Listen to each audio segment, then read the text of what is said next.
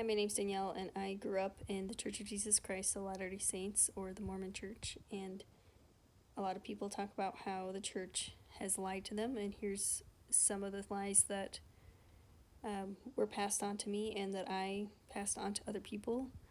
So one of them is that I was told Joseph Smith, he was able to translate the Book of Abraham, but the truth is Joseph Smith did not translate the Book of Abraham correctly. I was told that the family proclamation, that it was just like came out at super random time.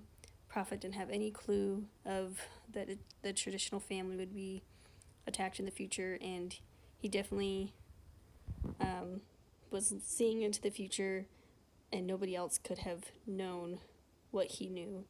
But the truth is, there was a world conference on the family that was attended to by an apostle.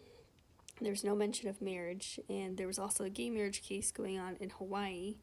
Both of these things were going on prior to the family proclamation, so it definitely, I think, influenced why they felt like they should come out with a proclamation. So it wasn't as crazy and random as we like to think it happened. I was told that polygamy happened because there was not enough men. Truth is, there was more men than women at the time of polygamy. I was told that polygamy happened because people needed to be sealed to someone for salvation. But the truth is, multiple women were married to two different men in the temple, and Joseph was never sealed to his own parents, while he was alive. I was told polygamy was not about sex, but Joseph Smith was caught having an affair with Fanny Alger. I was told polygamy was very open among the wives, and they had to agree before they entered into a polygamous marriage. But the truth is, Joseph Smith hid some of his marriages from Emma. She disapproved of polygamy from the beginning. I was told that Joseph Smith and Emma had this wonderful relationship, but the truth is, there's accounts that say Emma tried to poison Joseph Smith 2 different times. That might not be true that she actually did that, just because you can't trust, there's not like evidence necessarily, but it's people's accounts, and would not be surprised if that actually happened. I was told that Joseph Smith, he shared his first vision with his community around 1820 when it happened, and he was rejected by them, and it even shows it in like the Joseph Smith Prophet of the Restoration video. They show like the whole community is just rejecting him and persecuting him about his first vision. But the truth is, there are no written accounts of him sharing his thoughts with anyone about his first vision between 1820 and 1823. The only account we have is Joseph writing 12 years later that he shared his first vision with an unnamed minister around 1820, which could have been made up, that he wrote his story. People persecuted him for other visions he had after 1823, like that's when the angel Moroni supposedly came, but there's no public knowledge of his first vision from 1820 until 12 years later when he writes about it.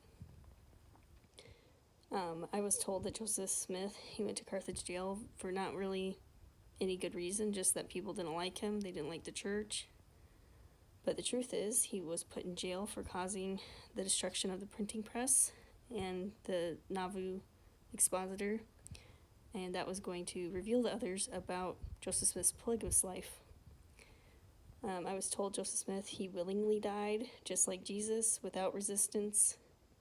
Like he went to like a lamb to the slaughter at Carthage jail. But the truth is, Joseph Smith, he fired a gun in Carthage jail, and he called for a militia to come save him. So, not the nice story that we hear growing up, all these facts.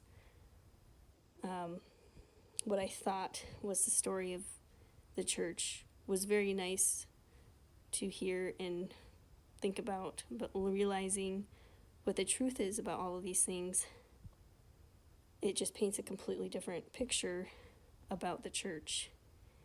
And I don't think there's anyone specifically who's telling these lies. Definitely like the church movies, though, and some church leaders, I think, have been a bigger influence of some of these lies, or bigger perpetuator of them. But really, I think it just comes down to us regular members, and we, these are rumors, we embellish stories, and the purpose is, it's a positive thing, kind of like to promote faith, and that's what we all want to promote, faith to our kids, so that they can grow up in the gospel and they can believe. And maybe we were told these things ourselves and don't realize that we were lied to. But if now that you know better, you've seen this video, you can do better. You can share the truth with your kids, with those who are investigating the church. Don't tell them the lies. Don't tell them the nice story that the church wants you to tell. I mean, you can just tell a balanced story.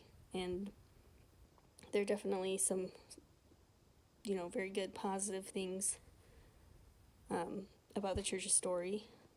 But you need to also share that it's not as miraculous and amazing as the rumors tend to make some of the church stories sound. So I would hope that we can choose to just share the truth with people, even if it's not as faith promoting. And you shouldn't have to tell a lie in order to get people to join your church. And so just tell the truth. Don't keep perpetuating these facts and stories to people, and let them know what reality is, and let them decide for themselves what they want to have faith in. And thanks for listening.